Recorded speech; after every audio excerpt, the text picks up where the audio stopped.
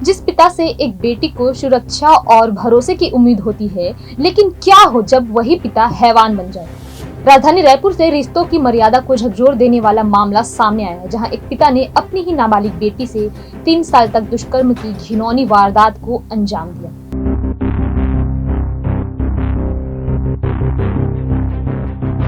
इस दर्दनाक वारदात में बच्ची की कम उम्र में प्रेग्नेंट, जबरन गर्भपात, फर्जी दस्तावेज और आखिर में उसके नवजात बच्चे को किसी दूसरे व्यक्ति को बेचने का मामला भी सामने आया। इस मामले में पुलिस ने पिता, बुआ समेत 6 आरोपियों को गिरफ्तार किया है। तो चलिए जानते हैं कि क्या है पूरा मामला।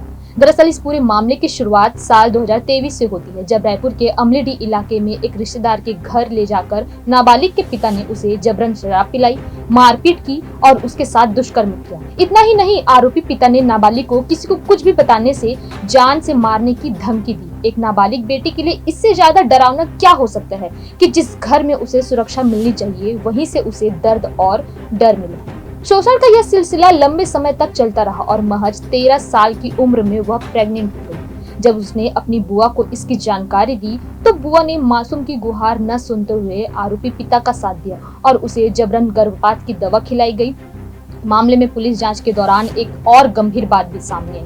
पुलिस के अनुसार साल 2025 में आरोपी पिता ने फिर से दुष्कर्म किया और किशोरी दोबारा गर्भवती हो गई। आरोप है कि उसकी असली उम्र छिपाने के लिए फर्जी आधार दस्तावेज तैयार कराया गया और 16 साल की नाबालिग की उम्र 26 साल बताई गई। इतना ही नहीं, उसे शादीशुदा बताकर डंगनिया स्थित अस्पताल में भर्ती कराया गया, जहां नाबालिग ने एक बेटे को जन्म दिया। आरोप है कि जन्म के बाद उस नवजात को किसी दूसरे व्यक्ति को बेच दिया गया या सौंप दिया गया। एक माँ और उसके नवजात बच्चे से जुड़ा यह आरोप पूरे मामले को और भी गंभीर बना देता है।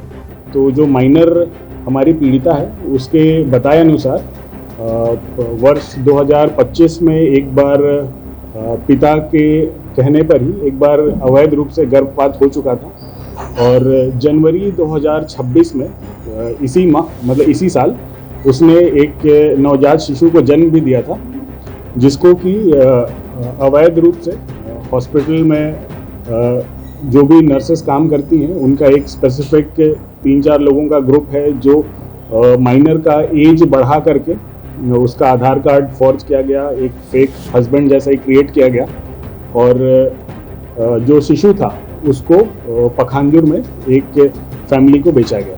पुलिस अब यह पता लगाने में जुटी है कि फर्जी दस्तावेज किसने तैयार किए और इस पूरी प्रक्रिया में कौन कौन लोग शामिल थे, नवजात को किसे दिया गया, किन परिस्थितियों में दिया गया और इस पूरे घटनाक्रम में कितने लोग शामिल थे। पीड़ित की शिकायत के बाद न्यू राजेंद्र नगर थाना पुलिस ने पॉक्सो एक्ट, जेजे एक्ट और बीएनसी की संबंधित धाराओं के तहत मामला दर्ज किया। पुलिस ने कार्रवाई करते हुए आरोपी पिता, बुआ समेत कुल 6 लोगों को गिरफ्तार किया। पुलिस के मुताबिक आरोपियों में एम्बुलेंस चालक रोहित राय, अस्पताल सुपरवाइजर साहेब मंडल, योगिता राय उर्फ गीता, बरखा वर्मा उर्फ वर्षा मंडल, नर्स समेत अन्य 6 लोग शामिल हैं। फिलहाल पुलिस मामले की हर कड़ी को जोड़ने में जुटी हुई है। नवजात से जुड़े तथ्यों की भी जांच की जा रही है। बता दें कि यह सिर्फ एक आपराधिक मामला नहीं, बल्कि एक ऐसी नाबालिग की दर्दनाक कहानी है जिसने बेहद कम उम्र में कथित तौर पर ऐसे हालात झेले जिनकी कल्पना करना भी मुश्किल है। हालांकि मामले में लगाए गए सभी आरोपी की अंतिम पुष्टि जांच और न्यायिक प्रक्रिया पूरी होने के बाद है। इस मामले में एक बार फिर नाबालिगों की सुरक्षा और उनके साथ होने वाले अपराधों को लेकर गंभीर सवाल खड़े किए। इस मामले में सबसे बड़ा सवाल यही है कि क्या उस बच्ची को इंसाफ मिलेगा और उस नवजात बच्चे का क्या हुआ। ऐसे अपराध करने वाले व्यक्ति को फांसी की सजा क्यों नहीं देनी चाहिए। इन सवालों के जवाब पुलिस की जांच और आगे की कानूनी कार्रवाई से सामने आएंगे।